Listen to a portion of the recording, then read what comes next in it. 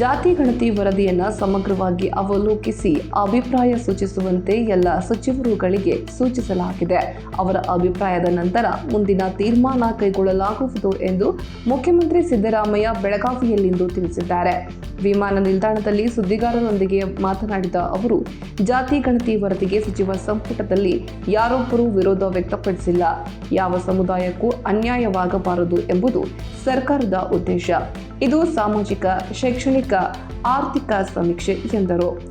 ಯಾವುದೇ ಧರ್ಮ, ಜಾತಿಯವರಾಗಿರಲಿ ಎಲ್ಲರಿಗೂ ಶಿಕ್ಷಣ ಸಿಗುವ ಜೊತೆಗೆ ಸಾಮಾಜಿಕ, ಆರ್ಥಿಕ ಶಕ್ತಿ ತುಂಬಬೇಕು ಎನ್ನುವುದು ಸರ್ಕಾರದ ಉದ್ದೇಶ. ಈ ನಿಟ್ಟಿನಲ್ಲಿ ರಾಜ್ಯ ಸರ್ಕಾರ ಪ್ರಸ್ತುತಪಡಿಸುತ್ತಿದೆ.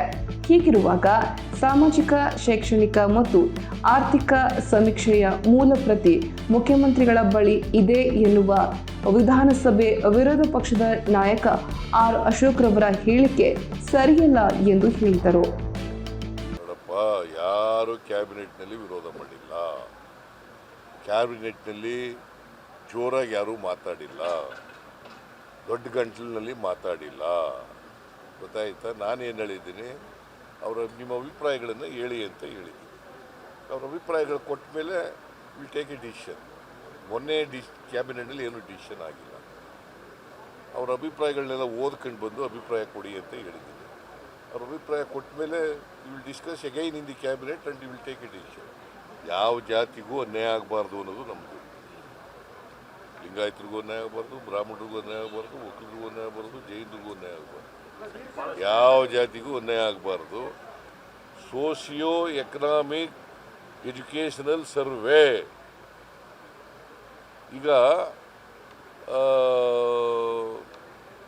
ಇವು ಸ್ವಾತಂತ್ರ್ಯ ಬಂದು 75 ವರ್ಷ, ಸಂವಿಧಾನ ಜಾರಿಯಾಗಿ 75 ವರ್ಷ ಆಯಿತು.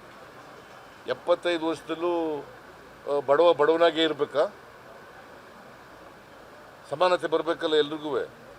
ಇನ್ನು ಜಾತಿಗೆ ಅಂಟ್ಕೊಂಡೇ ಇರಬೇಕಾ? ಎಜುಕೇಷನ್ ಸಿಗಬೇಕಲ್ಲ ಬೇಡ? ಈಗ ಮುಸಲ್ಮಾನರಿಗೆ ಎಜುಕೇಷನ್ ಸಿಗಬೇಕಾ ಬೇಡ? ಹಿಂದುಳಿದವರಿಗೆ ಬಡವರಿಗೆ, ಎಲ್ಲ ಜಾತಿ ಬಡವರು, ಒಂದು ಜಾತಿ ಅಂತಲ್ಲ, ಎಲ್ಲ ಜಾತಿಲಿರ್ತಕ್ಕಂಥ ಬಡವರಿಗೆ ಎಜುಕೇಷನ್ ಸಿಗಬೇಕಾ ಬೇಡವಾ? ಈಗ ಅಭಿಪ್ರಾಯ ಕೇಳಿದ್ದೀನಿ, ಅಷ್ಟು ಬರೀರಿ ಸಾಕು. ಅಭಿಪ್ರಾಯ ಕೇಳಿದ್ದೀನಿ, ಯಾರ್ದು ವಿರೋಧ ಇಲ್ಲ, ಯಾರು ಒಬ್ರಿಗೊಬ್ರಿಗೆ ಮಾತಾಡಿಲ್ಲ.